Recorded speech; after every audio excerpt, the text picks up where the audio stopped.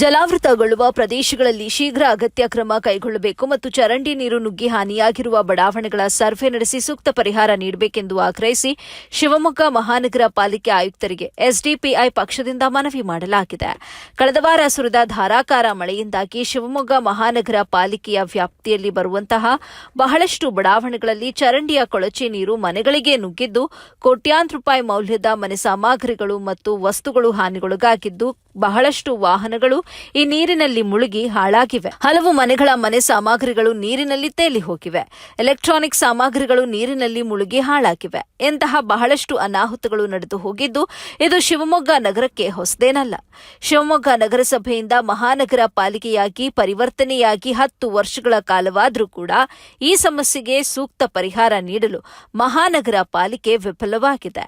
ಮಹಾನಗರ ಪಾಲಿಕೆ ward engineer ಮತ್ತು ಆರೋಗ್ಯ ಅಧಿಕಾರಿಗಳ ನಿರ್ಲಕ್ಷ್ಯದಿಂದ ಇಂತಹ ಪರಿಸ್ಥಿತಿಗೆ ಶಿವಮೊಗ್ಗದ ಜನತೆ ತುತ್ತಾಗಿದ್ದಾರೆ.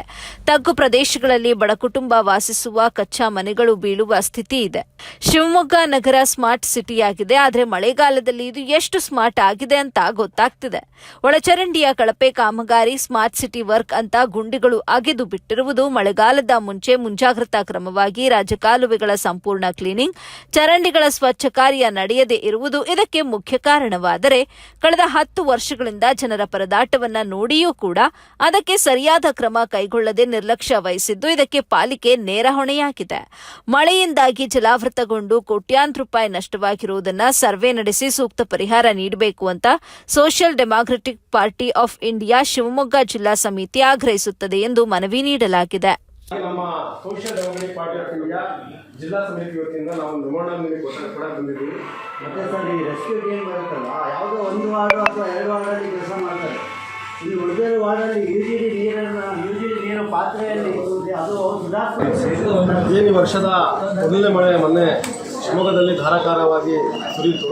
ಅದರ ಫಲವಾಗಿ ಎಂದಿನಂತೆ ಬಹಳಷ್ಟು ಬಡಾವಣೆಗಳಲ್ಲಿ ಒಂದು ಚರಂಡಿ ನೀರು ಮನೆಗಳಿಗೆ ನುಗ್ಗಿ ಭಾಳಷ್ಟು ಅವಾಂತರ ಸೃಷ್ಟಿಯಾಗಿದೆ, ಭಾಳಷ್ಟು ಹಾನಿಯಾಗಿದೆ.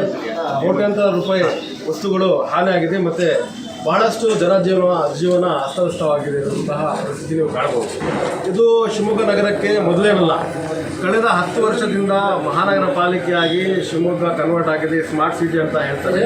ಆದರೆ ಟಿಪ್ಪು ನಗರ ಇರ್ಬೋದು, JP ನಗರ ಇರ್ಬೋದು, ಆನಂದರಾವ್ ಬಡಾವಣೆ ಇರ್ಬೋದು, RML ನಗರ ಇರ್ಬೋದು, ಇಮಾಂಬಾಡ ಇರ್ಬೋದು, ಟ್ಯಾಂಕ್ ಹೊಲ ಇರ್ಬೋದು, ಅದೇ ಥರ ಬಾಪೂಜಿ ನಗರ ಇರ್ಬೋದು, ಇದೇ ರೀತಿ ಮಂಡ್ಲಿ ಇರ್ಬೋದು, ಇಂಥ ಭಾಳಷ್ಟು ಪ್ರದೇಶಗಳು ಪದೇ ಪದೇ ಜಲಾವೃತ ಆಗಿ ಅಲ್ಲಿನ ನಿವಾಸಿಗಳಿಗೆ ತೊಂದರೆ ಆಗ್ತಾಯಿದ್ರು ಕೂಡ ಇಲ್ಲಿನ ಜಿಲ್ಲಾಡಳಿತ ಮತ್ತು ಮಹಾನಗರ ಪಾಲಿಕೆಯ ನಿರ್ಲಕ್ಷ್ಯವೇ ಇದಕ್ಕೆ ನೇರ ಹೊಣೆಯಾಗಿದೆ. ಹಾಗಾಗಿ ಈ ನಿರ್ಲಕ್ಷ್ಯವನ್ನು ಬಿಟ್ಟು ಮುಂದೆ ಇನ್ನೂ ಮಳೆ ಇದೆ. ಇದು ಮೊದಲನೇ ಮಳೆ ಆಗಿದೆ ಈ ವರ್ಷದ್ದು. ಇನ್ನೂ ಭಾಳಷ್ಟು ಮಳೆ ಇದೆ. ಈ ಮಳೆಗೆ ಪರಿಹಾರ ಮಾಡಬೇಕಂತ ಹೇಳಿದರೆ ತಾವುಗಳು ಬಂದಿಯಲ್ಲಿ ಸರ್ವೆ ಮಾಡಬೇಕು.